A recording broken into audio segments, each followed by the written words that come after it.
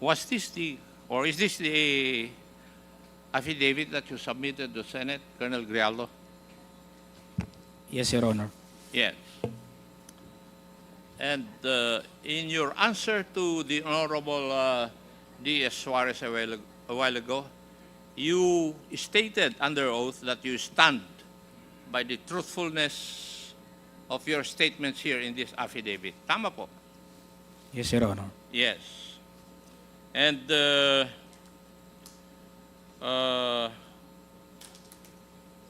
you have imputed certain inappropriate actions on our two colleagues, the Honorable Abante and the Honorable Fernandez. Tama po ba? Your Honor, I will stand by my statement in the Senate under oath, That is and I not would an like to invoke my appropriate- right to self-incrimination, Your That Honor. is not an appropriate answer to my question. Ang tinatanong ko po is, dito sa mga statements mo na ito, you have imputed inappropriate actions by the Honorable Abante and the Honorable Fernandez. Would that be correct? Yes or no? Your Honor, I stand by my statement given at the Senate under oath, Your Honor, and I'll invoke my right for self-incrimination, Your Honor. Okay.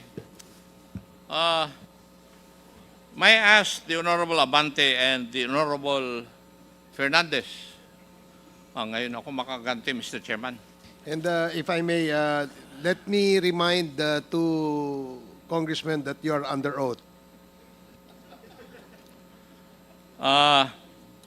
In the statement or sworn statement of Colonel Grijaldo,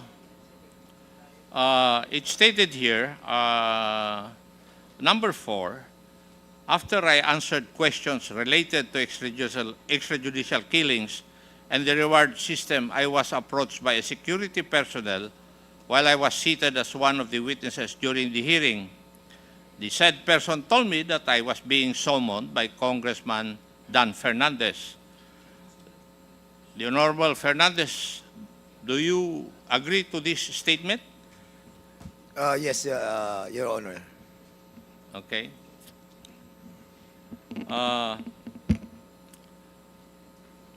When I entered the room, I saw the two lawyers of Police Colonel Garma standing inside the room. Two lawyers of Colonel Garma standing inside the room. One of the lawyers approached me, then asked me what we were going to talk about. I said that I do not know. May I ask the Honorable Abante and Fernandez if there were really the presence of the two lawyers of Colonel Garma were present? Yes, Chairman Acop, yes. The Honorable Abante, do you agree with Honorable Fernandez? He's talking to somebody, Mr. Chairman. Maybe you can cite him in contempt. Chairman Abante, you're being asked. Chairman Abante, you're being asked by Chairman Acop to confirm the statement. Do you agree with the statement of Colonel Grijaldo that there were two lawyers of Attorney Garma present when you talked with Colonel Grijaldo in a room? Yes, yes, Your Honor. There were two lawyers present. Thank you, Your Honor. And according to the affidavit of Colonel Grijaldo, the Honorable Fernandez asked Colonel Grijaldo to sit beside him, and you entered the room and sat on the far end chair on the right. And one of the lawyers of Colonel Garma stood near the back of Colonel Grijaldo. Would that be correct? Ako yung unang dumating, Mr. Chairman. If I remember it right, nung dumating po ako, nakaupo na po siya. Okay. So, nakaupo na siya. Yes, Your Honor. Okay. The Honorable Abante? Yes, it was a small room, no? Doon lang sa corner na yan. And so, malapit din kami sa isa. We're just near to each other. In fact, Mr. Chair, I'd like to say na when I talked to him before he came in the room was that because it was Colonel Garma that said that Colonel Grijaldo knows a lot. He knows a lot about this thing. So, sabi ko, sige, total, normal naman yung vetting na ginagawa natin, kinakausap natin. So, we talked to him and sinabi ko kay Colonel Garma, can he corroborate your statement? Ang sabi ni Colonel Garma, yes eh. So, kinausap namin. Your Honors, pasensya na po kayo kasi hindi naman sumasagot kasi sa mga tanong ko sa si Colonel Grijaldo. And in Kaya kayo po ang tatanungin ko na muna. Mr. Chair, if I be allowed. The resource person is not allowed to ask questions. No, I'm not asking question, Mr. Chairman. I will be answering in relation to the answer of So you Congressman. are replying to the question Yes. raised by... Yes, Mr. Chairman. Please proceed. Well, ang totoo po kasi noon, yung pong dalawang lawyer ni Colonel Garma, sila po talaga yung nag-approach sa amin. Ang sinabi po nung dalawang lawyer, if I remember it right, yung pangalan po nung lawyer si Attorney Victor. Nakalimutan ko po yung ipilido. Attorney Kilang and Attorney Kumigan. Yes, opo. Ang sabi nila, kasi kung matatandaan niyo po, yung ating supplemental affidavit na ginawa po ni Colonel Garma was given to us on the day itself. And then, nung binabasa po natin, sabi natin, sino magko-corroborate nito? Sino magbe-betting ito? Lumapit po yung dalawang lawyer. At ang sabi, kung pwedeng kausapin si Colonel Grijaldo. Dahil si Colonel Garma ay very close daw kay Colonel Grijaldo. At siya makakapag-bet sa mga nakalagay doon sa supplemental affidavit.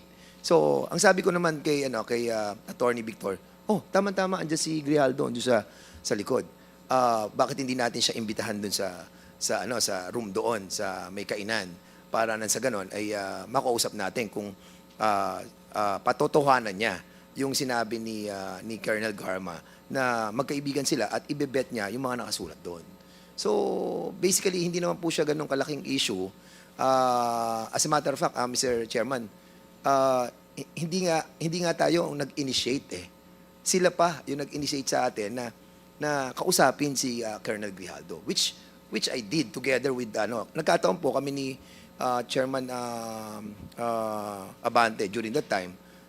Magkalapit kami doon. Sabi ko, pare, sumama ka na sa akin. Kaya sa sumunod. Kaya nagulat na lamang po kami that biglang nagkaroon po ng ganong istorya. But nevertheless, Mr. Chairman, yun po yung nangyari doon. At nung pumasok po ako sa loob, nauna po ako kay Chairman Abante ng konti lang. And then, sinabi ko sa kanya, Colonel Grijaldo, ito yung mga nakasulat dito sa affidavit. Sabi ko dito sa paragraph, hindi ko matandaan, 17 ata o something gano'n. Ito ba, mapapatutuhanan mo na sinabi ni Colonel Garma? Ang sabi niya, wala po akong alam dyan. Yung ibang dito, ibang mga sinabi ni Colonel Garma. Kasi sabi niya, kaibigan kanya eh.